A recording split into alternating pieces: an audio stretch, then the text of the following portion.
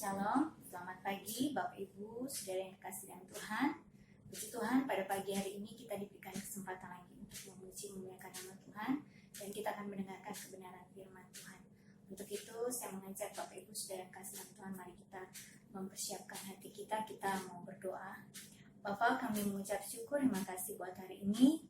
Kami diberikan kesempatan untuk kami datang kepadamu, memuji dan memuliakan nama-Mu, dan juga akan mendengarkan firman-Mu. Mari Tuhan, Engkau persiapkan hati kami sehingga ketika kami menaikkan puji-pujian penyembahan, betul-betul kami memfokuskan hati kami kepadamu, dan ketika kami mendengarkan firman-Mu, sungguh firman-Mu menjadi rema, menjadi berkat bagi kami, dan kami dapat lakukan dalam hidup kami. Terpuji nama-Mu dalam nama Tuhan Yesus, haleluya. Amin. Mari Bapak Ibu, kita mempersiapkan hati kita untuk kita menyembah Tuhan. Haleluya.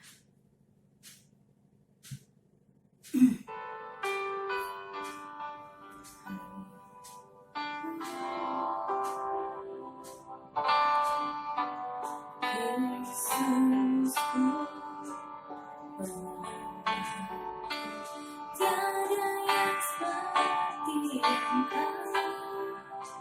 Setiap hari ku memuji keajaiban kasih-Mu.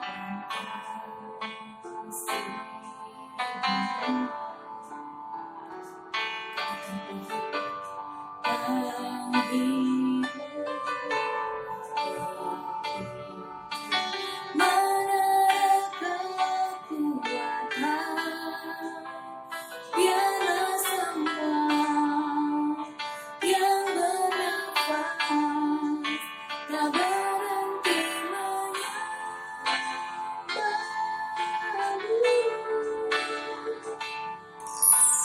Nyanyi dan bersoraklah bergejolak, pujian hormat kuasa bagi Raja. Gunung tunduk, laut bergelora, mendengar nama-Mu. Ku bersuka atas perbuatan-Mu, selamanya ku kasihi Engkau Tuhan. Tiada janji seperti yang ajaib padamu. Sekali lagi dari awal kami memuji-Mu kepada Tuhan. Yesusku, tiada yang seperti Engkau. Setiap hari ku memuji keajaiban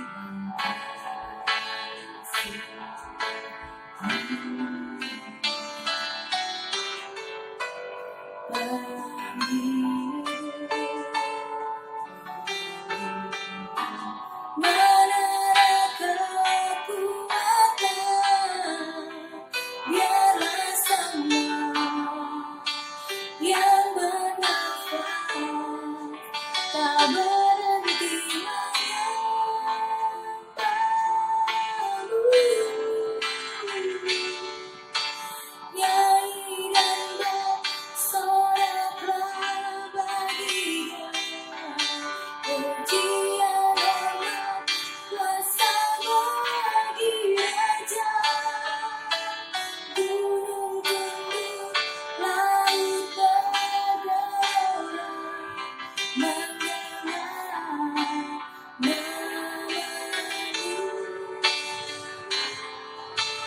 Ku bersuka atas perbuatan-Mu, selamanya ku kasihi Engkau Tuhan. Tiada janji seperti yang ajaib padamu.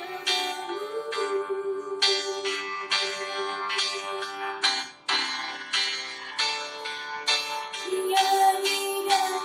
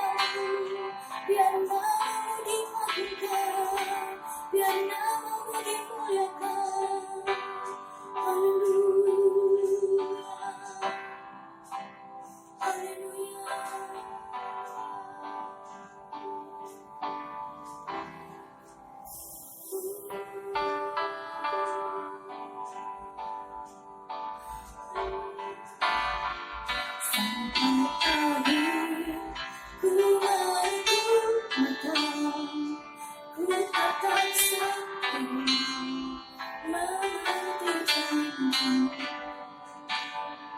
sampai ku dapatkan apa kehidupanku. Ku tetap setia untuk melayanmu sampai akhir ku menutup mata, ku tetap setia menanti janjimu sampai ku dapatkan mahkota kehidupanku. Ku tetap setia untuk melayanmu sampai akhir ku menutup mata, ku tetap setia menanti janjimu sampai ku dapatkan mahkota kehidupanku. Ku tetap setia untuk melayanmu, ku tetap setia untuk melayanmu, ku tetap setia untuk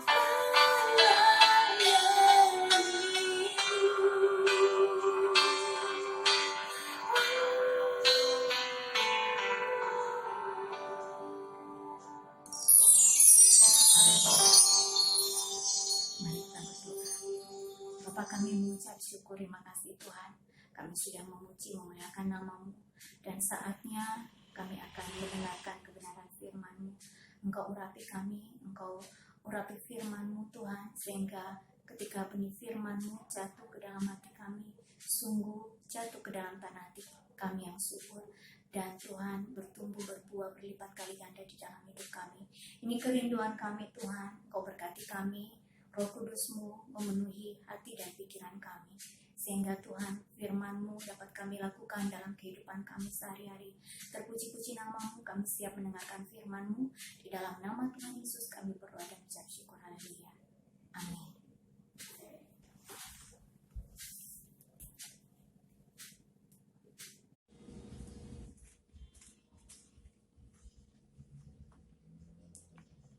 Bapak Ibu Saudara yang kekasih di dalam Tuhan, Matius pasal yang ke-24 ayat 35 mengatakan bahwa langit dan bumi akan berlalu, tetapi firman Tuhan tidak akan berlalu. Suka atau tidak suka, mau atau tidak mau, maka dunia ini dan segala sesuatu yang ada di dalamnya sedang menuju kepada kebinasaan. Tetapi orang-orang yang melakukan kehendak Tuhan akan tetap hidup sampai selama-lamanya. Amin.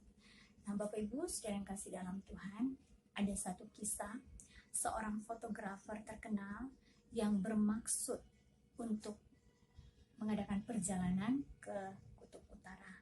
Kemudian ia mempersiapkan segala sesuatu dengan berencana membuat foto-foto yang indah, foto-foto yang fenomenal di sana. Dan apa yang terjadi setelah beberapa lama ia di Kutub Utara, ia tidak pernah kembali. Tim ekspedisi yang mengantarkannya kemudian kembali dan melihat bahwa ternyata sang fotografer ini sudah terkapar mati di tengah salju. Nah, Bapak Ibu, yang menarik adalah sang fotografer ini menuliskan segala sesuatu itu di dalam buku diarinya. Ia menuliskan rencana awal sejak ia datang sampai selama ia berada di Kutub Utara dan apa saja yang ia telah lakukan. Ia mengambil foto dari berbagai sudut dan membuatnya begitu indah. Tetapi pada hari-hari terakhir ia mulai kebingungan karena ia mendapati bahwa makanan yang ia persiapkan sudah mulai menipis. Dan ia menuliskan kalimat terakhir di buku diarinya. Ia berkata bahwa saya sungguh sangat menyesal karena saya sangat mempersiapkan dan saya menuliskan sebaik-baiknya rencana awal dan apa yang harus saya kerjakan selama saya berada di Kutub Utara. Tetapi yang dia sesalkan adalah ia tidak menuliskan rencana akhir atau kapan dia harus kembali pulang dan harus dijemput oleh tim. Nah, Bapak Ibu Saudara yang terkasih di dalam Tuhan, sebagai anak-anak Tuhan, kita pun harus menyadari bahwa dunia ini adalah tempat kita menumpang, hanya tempat persinggahan sementara saja. Pada waktunya kita akan kembali ke rumah kita di surga, ke tempat kita yang kekal. Karena itu, Bapak Ibu Saudara yang kasih dalam Tuhan, jangan sampai kita mempersiapkan sebaik-baiknya kehidupan kita ini ya hanya untuk hidup di dunia ini seakan-akan kita akan tinggal selama-lamanya di dunia ini tanpa kita akan mempersiapkan diri bahwa satu saat nanti kita akan kembali pulang ke tempat yang kekal. Oleh karena itu, Bapak Ibu Saudara yang kasih dalam Tuhan, kita harus mempersiapkan diri kita sebaik-baiknya. Kalau kita mewariskan harta kepada anak cucu kita, itu bagus. Tetapi yang terutama adalah kita harus mempersiapkan diri kita, bahkan anak cucu kita, dengan memberikan nilai-nilai kebenaran dan juga keteladanan. Sebab nilai-nilai kebenaran dan keteladanan itu jauh lebih berharga daripada harta.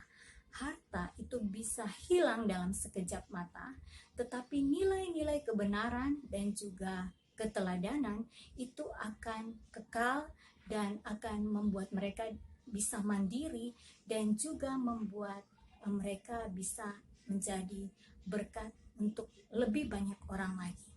Oleh sebab itu, Bapak Ibu Saudara yang kekasih di dalam Tuhan, selama kita ada di dunia ini, mari kita mempersiapkan diri kita sebaik-baiknya, bukan hanya untuk di dunia ini, tapi yang terlebih adalah bahwa kita akan kembali. Karena itu kita harus mempersiapkan diri untuk kita akan kembali ke tempat kita yang kekal. Amin. Untuk itu, mari kita membaca kebenaran firman Tuhan yang terambil dari 1 Petrus pasal yang pertama, ayat yang ke-13 sampai dengan ayatnya yang ke-25. Bapak Ibu Saudara yang kekasih dalam Tuhan, mari kita membaca kebenaran firman Tuhan yang terambil dari 1 Petrus pasal yang pertama, ayatnya yang ke-13 sampai 25. LAI memberi judul Kekudusan dan Kasih Persaudaraan. Sebab itu, siapkanlah akal budimu, waspadalah dan letakkanlah pengharapanmu seluruhnya atas kasih karunia yang dianugerahkan kepadamu pada waktu penyataan Yesus Kristus. Hiduplah sebagai anak-anak yang taat dan janganlah turuti hawa nafsu yang menguasai kamu pada waktu kebodohanmu. Tetapi hendaklah kamu menjadi kudus di dalam seluruh hidupmu, sama seperti Dia yang kudus yang telah memanggil kamu. Sebab ada tertulis, kuduslah kamu sebab aku kudus.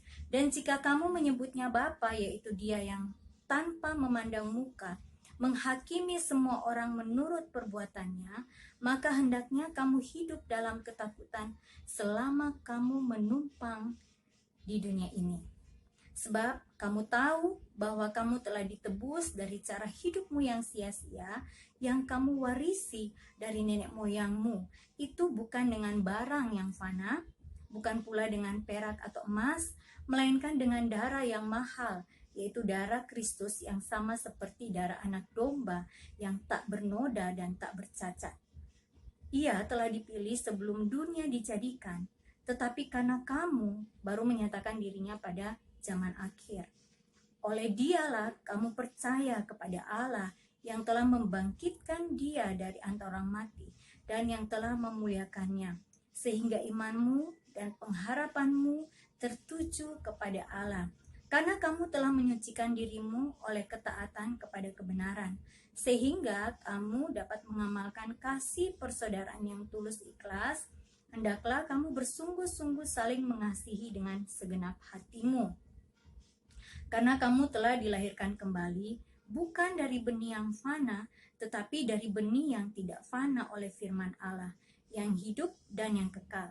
Sebab semua yang hidup sama seperti rumput, dan segala kemuliaannya seperti bunga rumput. rumput menjadi kering dan bunga gugur, tetapi firman Tuhan tetap untuk selama-lamanya. Inilah firman yang disampaikan Injil kepada kamu.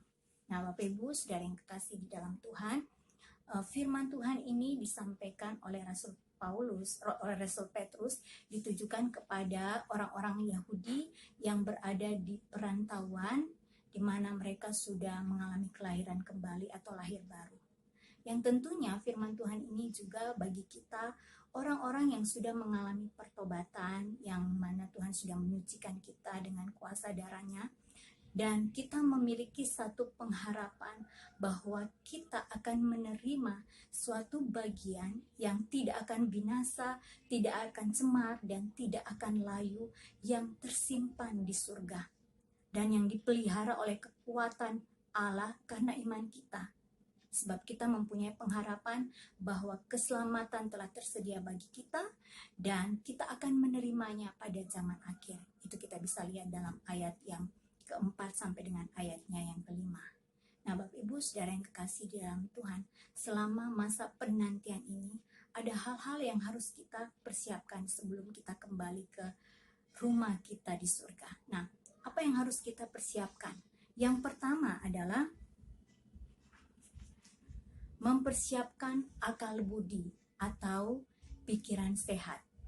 Mempersiapkan akal budi atau pikiran sehat. Itu kita bisa lihat pada ayatnya yang ke-13. Bapak Ibu saudara yang kekasih di dalam Tuhan, akal budi atau pikiran sehat itu merupakan satu peralatan rohani yang Tuhan sudah berikan bagi kita untuk kita dapat menentukan kebenaran, benar atau salah. Kita dapat menganalisa segala sesuatu, mengoreksi segala sesuatu untuk menjadi satu kebenaran bagi kita. Nah, Bapak Ibu saudara yang kekasih di dalam Tuhan, Petrus mengatakan, siapkanlah akal budimu. Siapkanlah akal budimu. Kenapa? Karena kita sebagai orang-orang yang percaya harus senantiasa bersiap sedia, berjaga-jaga terhadap pikiran kita. Karena kalau kita tidak menjaganya, maka dikatakan bahwa pikiran kita itu berhubungan dengan jiwa. Kalau kita tidak menjaga pikiran kita, maka apa yang terjadi? Kita bisa akan mengalami stres, mengalami depresi, dan juga mungkin sakit jiwa, saudara. Kalau kita tidak mampu menguasai pikiran kita. Oleh sebab itu, firman Tuhan katakan dalam Roma pasal yang ke-12 ayat yang kedua, Rasul Paulus mengatakan kepada orang-orang yang ada di Roma pada waktu itu, yang juga bagi kita orang-orang yang sudah mengalami pertobatan, bahwa berubahlah oleh pembaharuan budimu supaya kamu dapat mengerti apa yang menjadi kehendak Tuhan, apa yang benar, yang sesuai, yang Tuhan inginkan, dan yang sempurna. Nah, di sini dikatakan bahwa Petrus mengatakan, siapkanlah akal budimu. Tetapi di dalam bahasa aslinya di situ dikatakan bahwa anasosamenoi. Kata siapkanlah itu dituliskan sebagai anasosamenoi, yang artinya adalah kencangkan.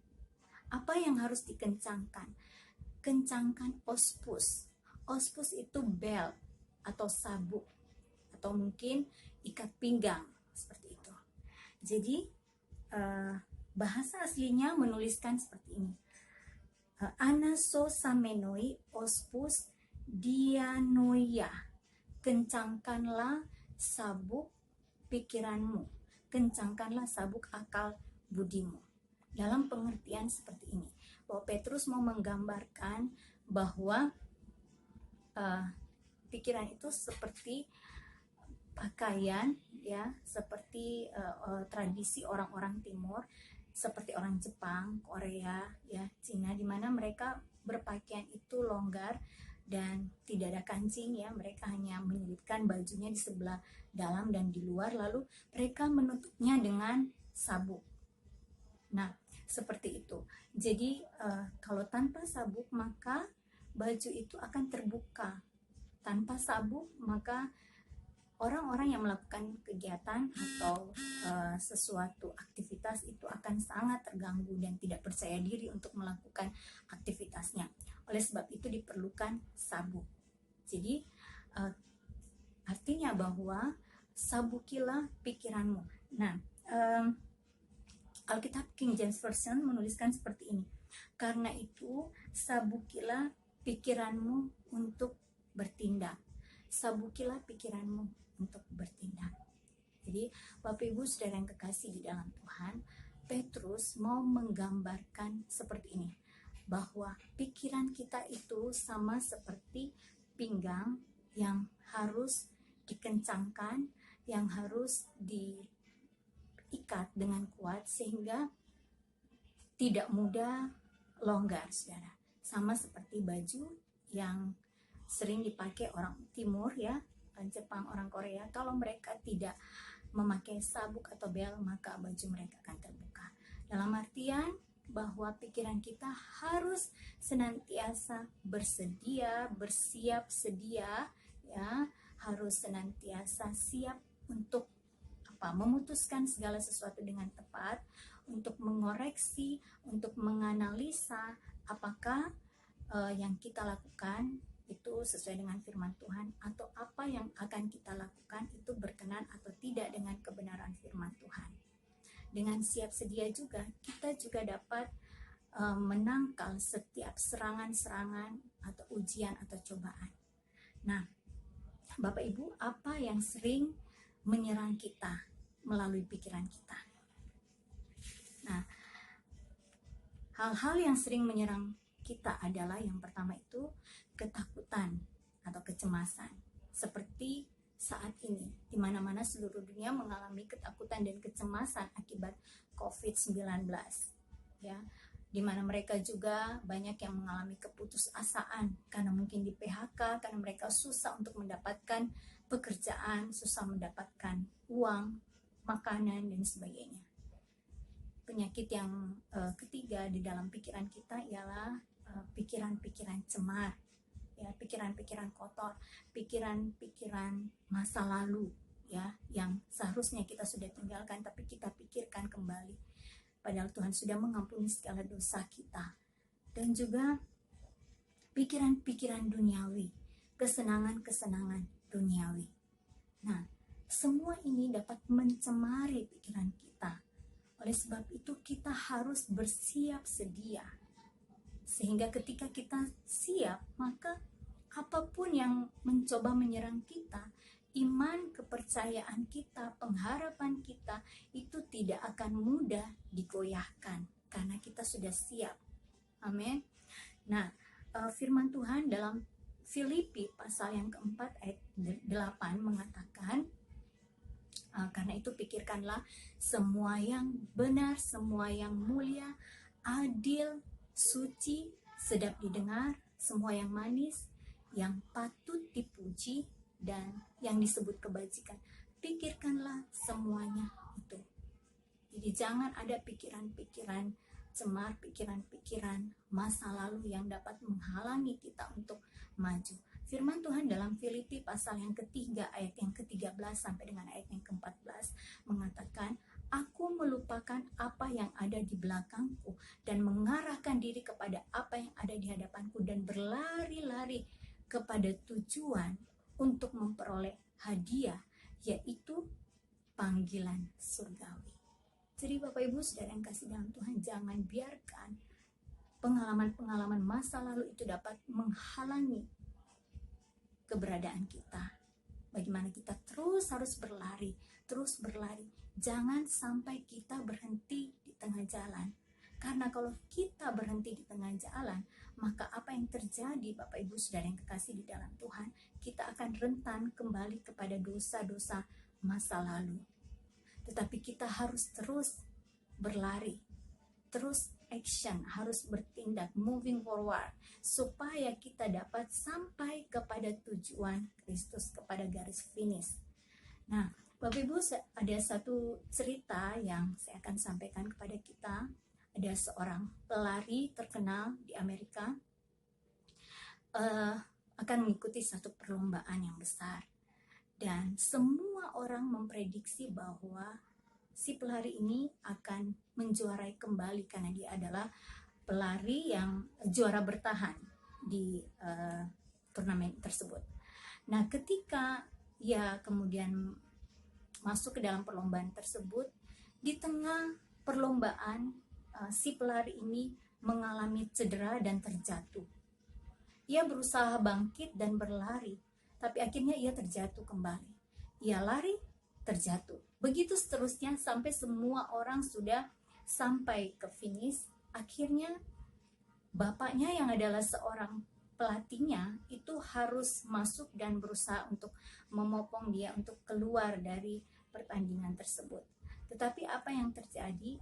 Anak itu atau si pelari itu meminta kepada bapaknya untuk dibopong, ya, dibantu untuk sampai kepada garis finish.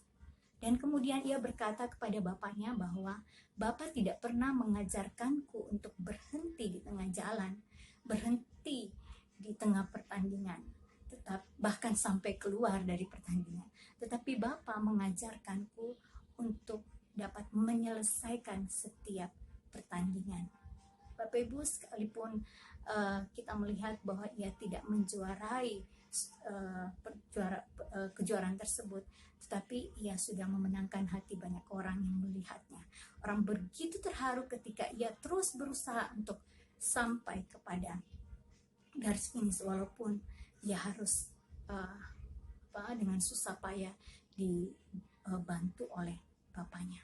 Tetapi ia sudah menjadi juara di hati semua orang yang menonton. Ia sudah menjadi berkat bagi orang yang menonton. Nah, Bapak Ibu Saudara yang kekasih di dalam Tuhan, satu hal yang kita bisa pelajari dari kisah ini, bahwa kita pun di dalam kehidupan kita jangan pernah kita berhenti di dalam perjuangan kita mengiring Tuhan, di dalam perjuangan kita melayani Tuhan. Pasti ada besi menajamkan besi, manusia menajamkan manusia, tetapi semua itu untuk saling membentuk karakter kita. Tidak ada orang yang sempurna, oleh sebab itu masing-masing kita perlu ditajamkan supaya kita bisa mengerti kelemahan, kekurangan kita, dan juga bisa mengerti kelemahan, kekurangan orang lain. Amin. Itu yang pertama, kita harus mempersiapkan pikiran kita. Nah, yang kedua, apa yang harus kita persiapkan, Bapak Ibu Saudara yang kekasih di dalam Tuhan? Kita harus mempersiapkan hati kita. Yang kedua adalah mempersiapkan hati. Bapak Ibu, hati di dalam bahasa Yunani adalah kardio. Kardio itu dalam bahasa aslinya adalah jantung. Jantung adalah pusat dari kehidupan. Dan di dalam hati ini terdapat semua segala sesuatu, baik itu pikiran, perasaan, kehendak, motif, dan bahkan hati adalah pusat penyembahan. Itu sebabnya di dalam hatilah segala sesuatunya itu terpancar.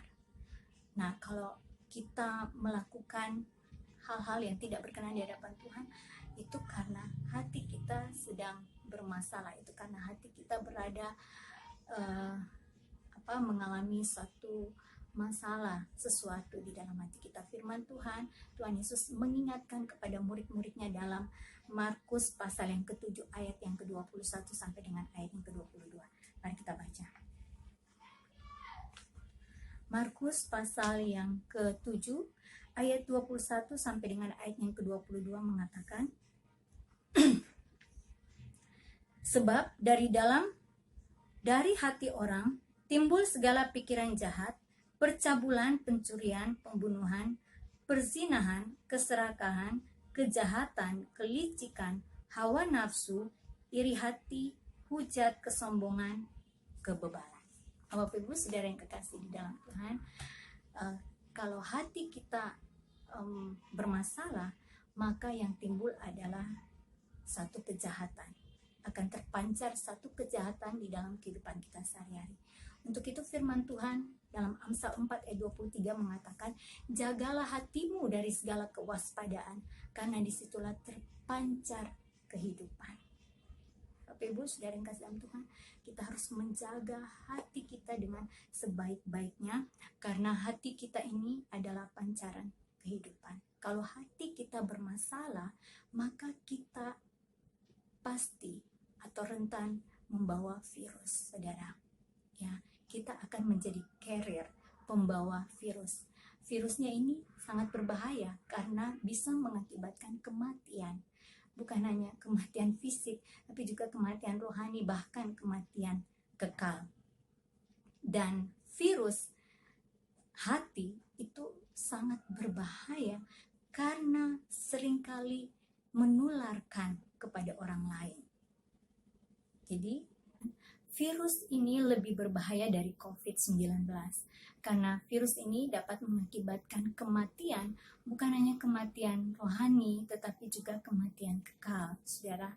Karena itu kita harus menjaga hati kita. Mungkin kita tidak menyadari atau kita merasa bahwa itu suatu yang biasa, tetapi saya mau mengingatkan kepada kita semua, Bapak Ibu Saudara yang kasih dalam Tuhan, sebagai anak-anak Tuhan, itu bukan suatu yang biasa. Itu adalah sesuatu yang tidak biasa bagi anak-anak Tuhan. Sebab anak-anak Tuhan yang sudah mengalami pertobatan harus terbiasa menjaga hatinya. Oleh sebab itu, kita harus senantiasa mengoreksi hati kita. Dan kalau misalnya kita menemukan ada orang-orang yang sakit hati, mari kita menolong untuk dapat keluar. Jangan sampai kita malah yang tercemar, tapi kita harus menghindari. Pun kalau misalnya kita sudah mengalami masalah di dalam hati kita, mari kita datang kepada Tuhan. Kita minta belas kasihan Tuhan untuk melepaskan kita. Kita minta kasih dari surga memenuhi hati kita untuk membalut kita, menolong kita, membersihkan hati kita. Nah, Bapak Ibu Saudara yang kasih dalam Tuhan, ada beberapa penyakit hati yang itu dapat merusak kasih persaudaraan. Yang pertama adalah iri hati atau cemburu. Karena iri hati kepada Habel, Kain membunuh adiknya yaitu Habel karena persembahannya tidak diterima oleh Tuhan. Nah, ini sangat berbahaya. Iri hati itu bukan sesuatu yang sepele karena akan membawa kita kepada kejahatan-kejahatan berikutnya. Itu yang pertama, iri hati. Yang kedua adalah sakit hati atau kepahitan. Sakit hati yang kalau dibiarkan itu lama-lama menjadi kepahitan, saudara. Kalau kepahitan itu susah untuk dipulihkan, tetapi tidak ada yang tidak bisa di dalam Tuhan. Amin. Bapak Ibu, kita tahu Absalom adalah anak Daud. Absalom ini pernah mengalami sakit hati kepada Amnon karena telah memperkosa adiknya. Oleh sebab itu, ia sakit hati kepada Amnon dan juga kepada Daud. Karena Daud tidak bertindak tegas kepada Amnon, sehingga ia mencoba mengadakan persepakatan untuk membunuh Amnon, dan setelah ia membunuhnya, ia juga mengadakan pemberontakan kepada Daud. Ia menghasut sebagian besar orang Israel, termasuk penasehat dan sahabat Daud yaitu Ahitofel. Kita tahu Ahitofel itu firman Tuhan katakan bahwa ia mempunyai hikmat yang luar biasa dan itu turun kepada cicitnya Salomo. Ia memiliki karunia yang luar biasa, ketajaman penglihatan yang luar biasa.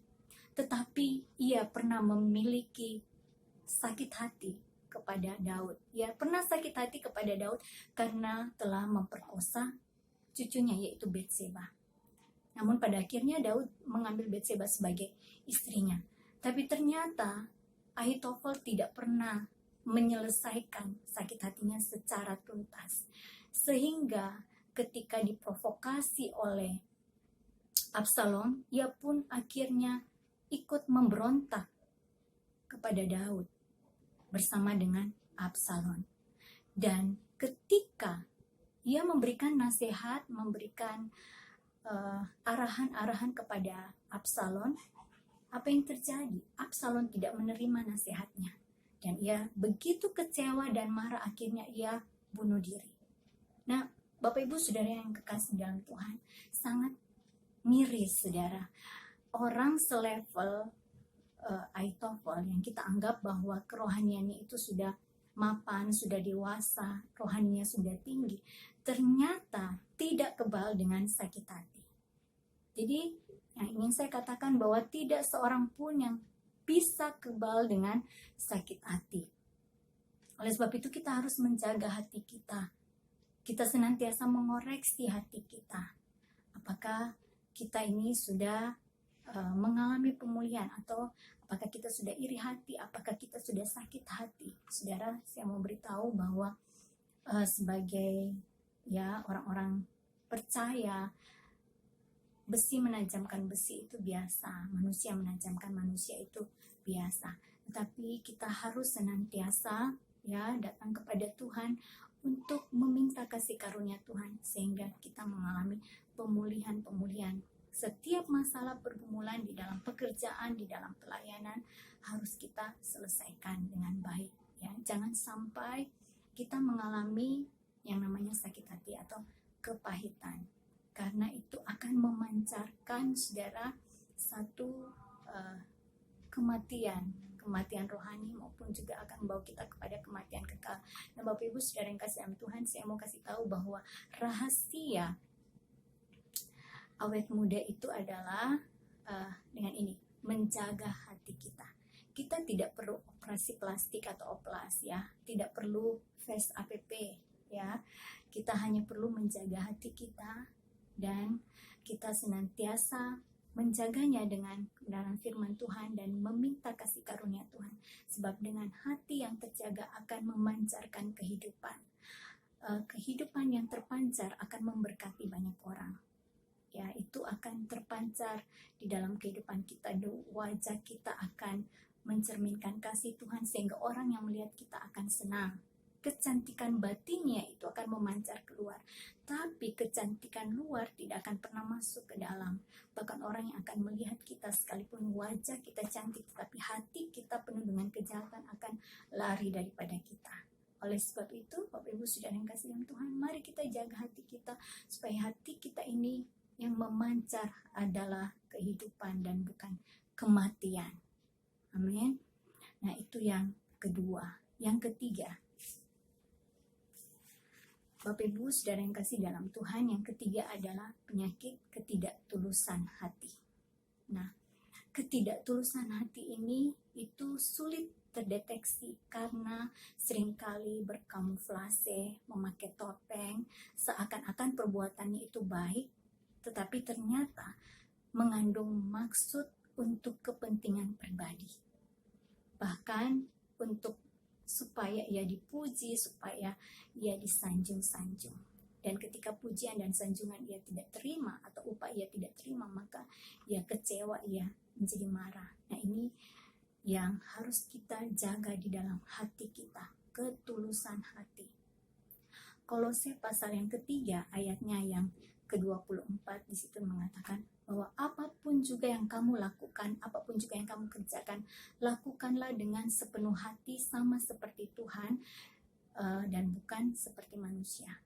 Bapak Ibu Saudara yang kasih dalam Tuhan, kalau kita melakukan untuk Tuhan, memang upahnya itu tidak langsung kita terima, tidak langsung terlihat, saudara. Upah tidak kita lihat, pujian tidak kita dengarkan. Tetapi kalau dari manusia, kita bisa melihat dari langsung upah maupun pujian, sanjungan.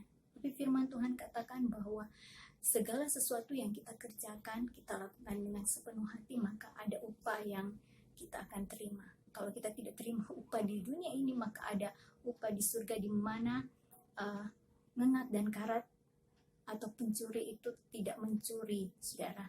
Itu merupakan investasi kita di surga. Karena itu kita harus melakukan pekerjaan kita dengan sebaik-baiknya. Kalau kita bisa melakukan pekerjaan kita di kantor dengan baik, dan juga kita harus pun melakukan pekerjaan pelayanan Tuhan yang merupakan tanggung jawab kita itu dengan sebaik-baiknya. Karena kita tahu bahwa Tuhan itulah Raja di atas segala raja, yang sanggup mempercukupkan segala keperluan kebutuhan kita. Jangan sampai kita bisa dengan sebaik-baiknya bekerja di tempat kita, tetapi mengabaikan pekerjaan pelayanan Tuhan yang merupakan tanggung jawab kita. Atau sebaliknya, kita melakukan tanggung jawab kita di pelayanan dengan baik, tetapi mengabaikan pelayanan kita di rumah, bahkan di tempat kerja kita. Itu akan menjadi batu sandungan bagi banyak orang. Oleh sebab itu, Bapak Ibu Saudara yang kekasih di dalam Tuhan, kita harus sungguh-sungguh melakukan di dalam ketulusan, di dalam kasih kita kepada Tuhan. Sekalipun mungkin ya tidak mendapatkan pujian ya atau sanjungan, tapi kita melakukan dengan segenap hati kita. Kita percaya bahwa semua itu adalah investasi kita di surga yang mana ngengat dan kara tidak merusakkannya dan pencuri tidak akan mencurinya. Apalagi ya saudara, di akhir-akhir ini ada banyak penggalangan dana yang sering kali ya kita lihat bantuan-bantuan yang tersebar. Tapi pertanyaannya, apakah betul-betul bantuan yang sudah diberikan itu betul-betul maksimal diberikan, ataukah sebagian masuk di kantong dan sebagian sisanya tersalurkan? Sehingga apa yang terjadi kalau sebagian masuk di kantong saudara, maka bantuan yang seharusnya maksimal itu sampai kepada orang-orang yang membutuhkan tidak lagi sampai. Karena itu, saudara yang kasih dalam Tuhan, kita harus menjaga hati kita, jangan sampai ada kepentingan pribadi di balik perbuatan-perbuatan baik kita.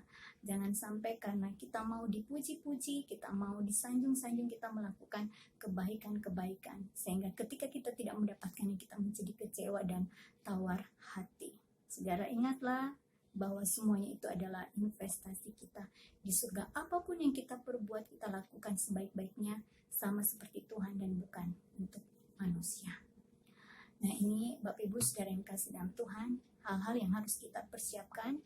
Yang pertama adalah bahwa sebelum kita kembali pulang ke rumah kita, maka Tuhan mau supaya kita mempersiapkan pikiran kita, berjaga-jaga atas pikiran kita, dan juga berjaga-jaga atas hati kita. Kita minta senantiasa firman Tuhan akan menolong kita untuk dapat melakukan apa yang menjadi kehendak Tuhan, dan senantiasa meminta kekuatan daripada kuasa Roh Kudus. Kasih karunia Tuhan akan menolong kita terus berlari kepada tujuan sampai kepada kita tiba di finish, saudara, sampai kepada Tuhan memanggil kita. Amin. Ya, mari kita berdoa. Bapa, di dalam nama Tuhan Yesus, kami mengucap syukur, terima kasih buat kebenaran firman-Mu yang kami sudah dengarkan pada pagi hari ini, di mana kami belajar untuk senantiasa mempersiapkan diri kami sebaik-baiknya selama kami menumpang di dunia ini, sehingga ketika kami tiba pada waktunya Engkau memanggil kami sudah siap, di mana kami telah mempersiapkan hati dan pikiran kami selama kami ada di dunia ini dan melakukan kebenaran-Mu yang Tuhan merupakan apa yang menyenangkan hati-Mu. Kami berdoa Tuhan, kiranya firman-Mu sungguh menjadi rema di dalam hidup kami dan kami dapat lakukan dalam kehidupan kami sehari-hari. Kami minta kekuatan daripada Roh Kudus-Mu menolong kami, dan kami berdoa Tuhan, kiranya Engkau memberkati jemaat tekad yang ada di Makassar saat ini Tuhan, dalam segala pekerjaan, dalam segala usaha mereka tidak akan berkekurangan. Tuhan akan percukupkan mereka, dan berkati gembala, para pengerja semua yang melayani Tuhan. Kiranya Tuhan Engkau senantiasa memberkati pelayanan mereka, memberkati pekerjaan mereka, melindungi mereka dari segala Tuhan mara bahaya semua. Tuhan, jemaat tekad Engkau lindungi daripada virus sakit penyakit corona Tuhan. Kami patahkan, kami hancurkan sengat mautnya. Bahkan kami berdoa Tuhan bagi bangsa kami dilalukan dari segala virus yang mewabah ini. Kami berdoa di dalam nama Tuhan Yesus. Kami berdoa bagi gereja-gereja Tuhan, biar gereja-gereja Tuhan menjadi satu, biar gereja-gereja Tuhan menjadi berkat bagi banyak orang Tuhan. Kami berdoa biar kami dapat berkumpul lagi di satu tempat bersama-sama merayakan kehadiran Tuhan di tengah-tengah kami. Ini menjadi kerinduan kami Tuhan. Kiranya Engkau menolong kami, Engkau memberkati kami, Engkau berkati bangsa kami, negeri kami, pemerintahan kami dari pusat sampai kepada pelosok-pelosok desa. Dan Tuhan, Engkau berikan juga hikmat kepada pemimpin-pemimpin kami sehingga dapat memutuskan dengan tepat, dengan benar, dengan bijaksana, dan semuanya membawa Tuhan keamanan bagi kami, membawa kesejahteraan bagi kami Tuhan. Kami berdoa berikanlah kekuatan kepada pemimpin-pemimpin kami dan berkatilah Tuhan. Terima kasih Tuhan, kami berdoa Tuhan bagi semua Tuhan masyarakat yang ada di Indonesia ini Tuhan. Kami berdoa berikanlah mereka kekuatan, penghiburan, perlindungan Tuhan, bahkan para medis yang merawat Tuhan pasien-pasien COVID-19 Tuhan, Engkau juga lindungi mereka semua. Kami berdoa Tuhan, balaskanlah berlipat kali ganda di dalam kehidupan mereka Tuhan. Terima kasih Bapa, di dalam nama Tuhan Yesus kami mengucap syukur kepadamu dan kami terima berkat Tuhan pada pagi hari ini. Kasih karunia dan damai sejahtera dari Elohim Bapa kita akan menguasai hati dan pikiran kita. Cinta, kasih sayang, belas kasihan Tuhan Yesus Kristus turun bagi kita. Dan pimpinan, pemeliharaan, penyertaan daripada Roh Kudus akan memimpin, menyertai kami, membawa kami kepada kemenangan. Pas kemenangan, mujizat demi mujizat, kasih karunia demi kasih karunia, dan kemuliaan demi kemuliaan. Bapa, terpuji-puji nama-Mu, kami terima berkat-Mu di dalam nama Tuhan Yesus. Haleluya. Amin. Puji Tuhan, sampai di sini Tuhan Yesus memberkati.